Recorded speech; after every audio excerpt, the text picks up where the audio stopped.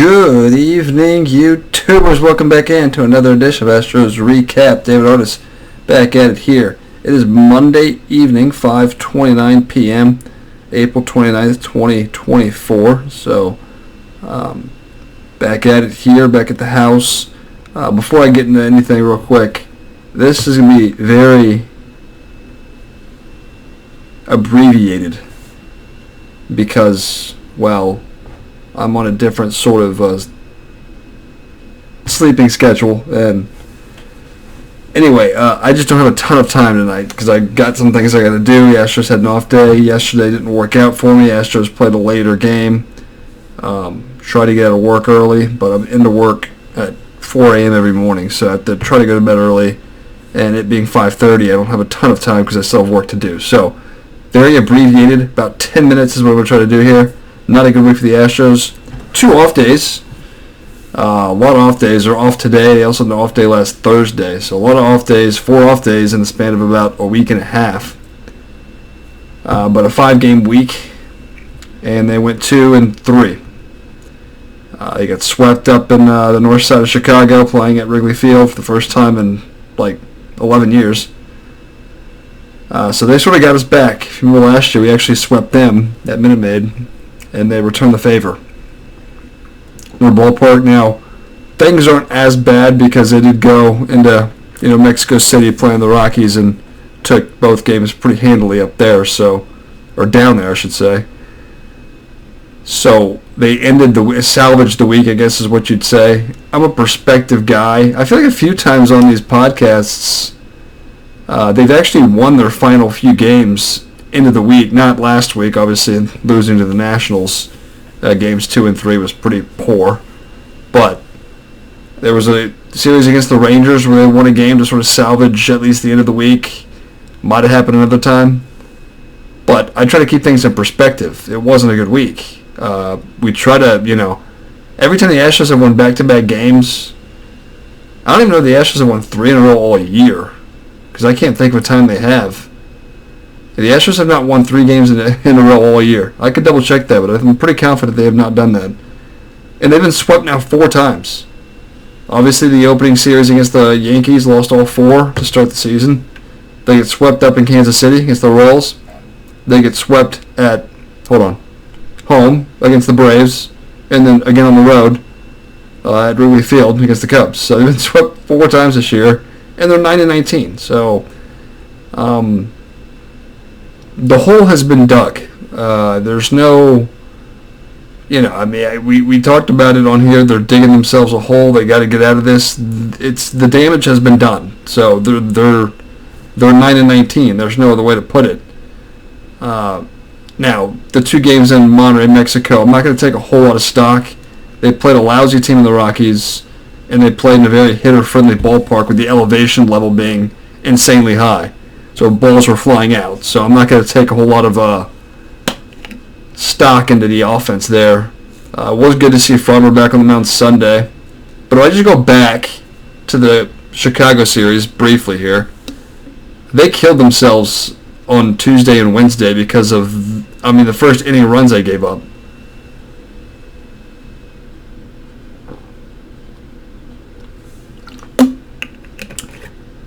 J.P. France got the start on Tuesday, and he gave up 5 runs in the first inning.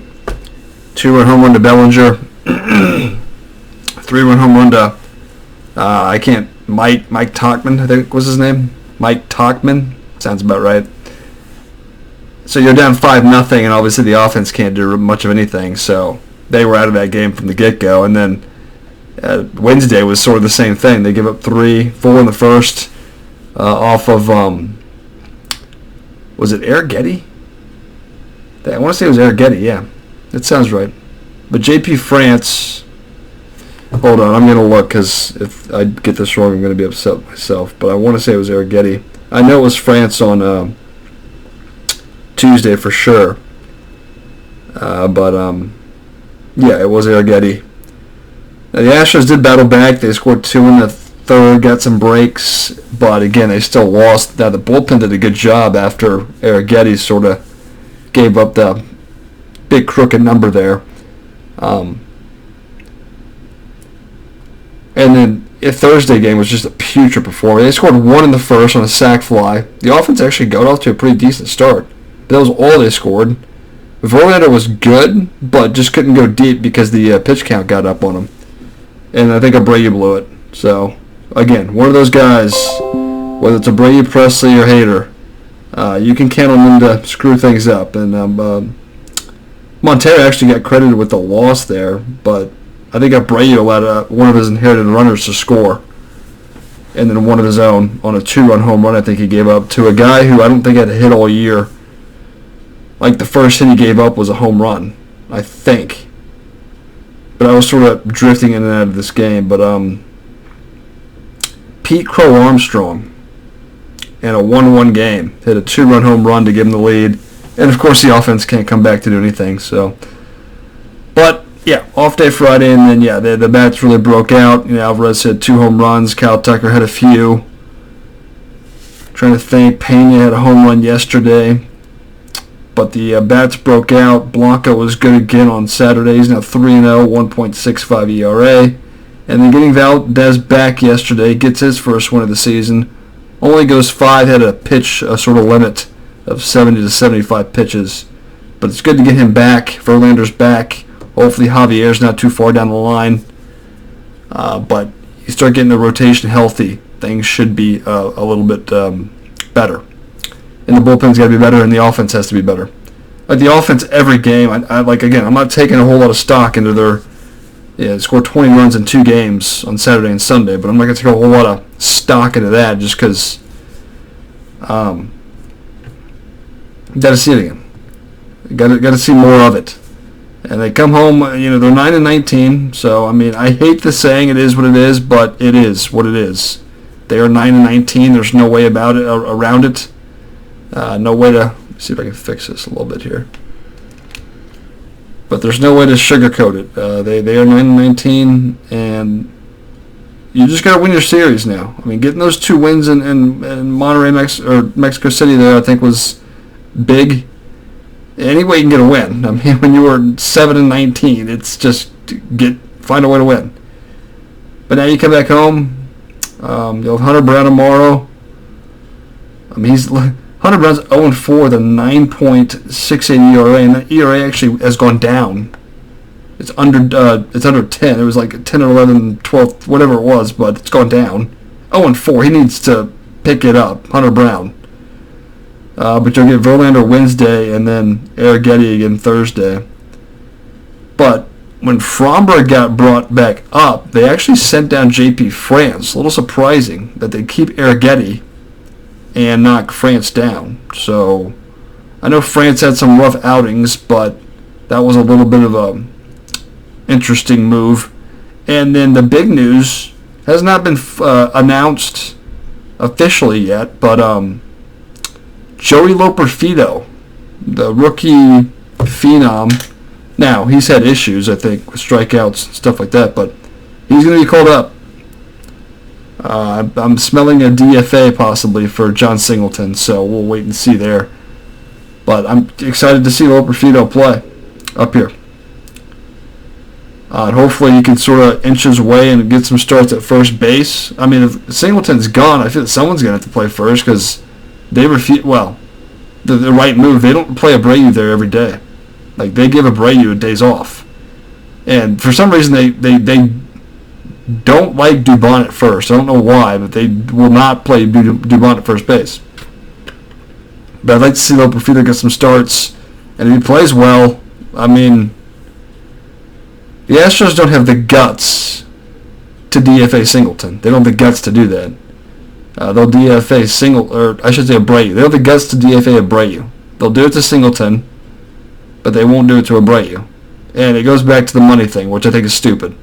It's not my fault you wasted your money and wasted $60 million on a washed-up first baseman who can't field his position or hit the ball.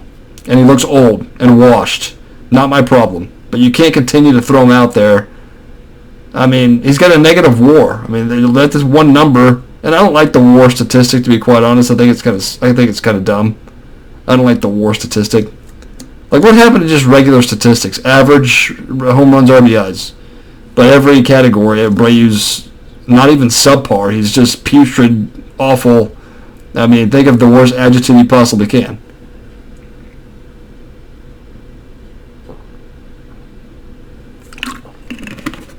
Anyway, I'm at 10 minutes, so I'm going to wrap things up there. Again, Cleveland for 3. And then I haven't looked ahead. I guess they finally played Seattle. But a good homestand coming up here. Seattle leads the division. Astros only 6 back. As bad as things have been, at least nobody in the division has really taken off. That's the good news. But yeah, 2-3, another losing week, and we'll just continue to march forward. And you can't continue to bury yourselves. They've won 2 in a row. Hopefully that can lead to something, but I'm not going to do that because they've won 2 in a row this year, and they fall right back into their little hole. So hopefully another day off, clean break, and get ready to try to start stringing together some series wins would be the goal. And hopefully we continue to get healthier as the season drags on. Bregman's still a no-show. He's been awful all year. They're not getting enough out of their outfield in terms of Jake Myers and Chas McCormick. McCormick's been awful, and Myers is hitting 220. That can't continue. I think that's part of the reason they're bringing up Loperfido is because those two guys, who you were counting on, it was wishful thinking from the get-go to think Jake Myers. Now, I've liked Jake Myers. I want to make that very clear. I have been a Jake Myers guy. I have not been a Chas McCormick guy.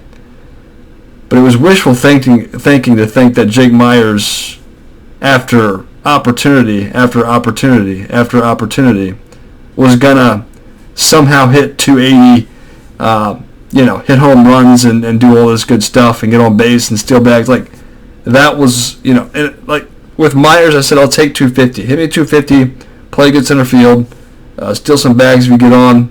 I'm good with that. But it's not looking good. And McCormick has just been awful this year. Kind of want to find the numbers just real quick. I know I'm going over here, but wanted to quickly find the numbers if I could. I didn't even know he played the other day here. But Myers is hitting 217.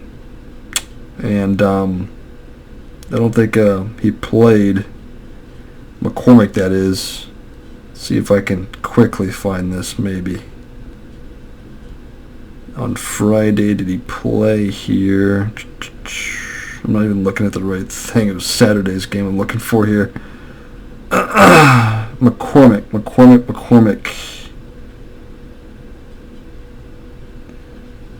236. Yeah, it's just not enough. Not enough out of your corner outfield on the left side of the field. Anyway, yeah, I'll wrap things up there. But again, the goal now is to string together a series wins. So, yeah, wrap things up there. We'll talk to you next Sunday. It might be late Sunday night. I think work might be an issue on Sunday for me. I get to do a little bit more work, I think, this weekend. So, might be Sunday night when I get home. Trying to see if they have an off day Monday. I don't think they do. They start a long stretch of games starting tomorrow without a day off. Wait, looks like they do have an off day Monday. I could be wrong. Double check this here. Yeah, they are off next. Hold on. Yeah, next Monday they are off. So yeah, maybe Monday's the day. We'll have to wait and see. Or late Sunday night. But that's when you should be looking for me. Wrap things up there. Talk to you next week.